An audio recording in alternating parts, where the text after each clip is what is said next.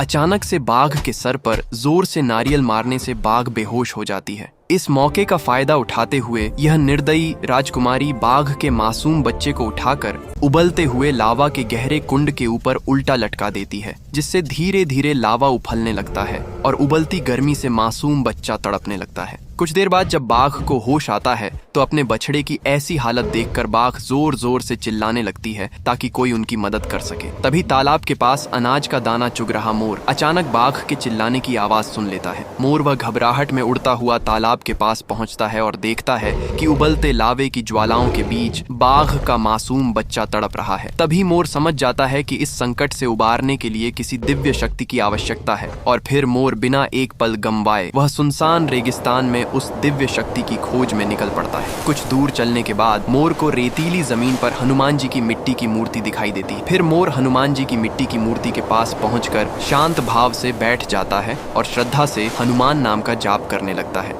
कुछ समय बाद हनुमान जी प्रकट होते हैं और जब मोर हनुमान जी को सारी बात बताता है तो वे बिना विलंब किए बाघ के मासूम बच्चे के पास पहुंच जाते हैं। फिर हनुमान जी सुदर्शन चक्र का आह्वान करते हैं और अगले ही पल सुदर्शन चक्र की दिव्य ऊर्जा लावा के उपनते कुंड को शांत कर देती है और मासूम बच्चे की जान बच जाती है। फिर हनुमान जी और उसका बच्चा खुशी से नाचने लगते हैं, लेकिन फिर भी किसी ने हनुमान जी की इस महान लीला को लाइक नहीं किया।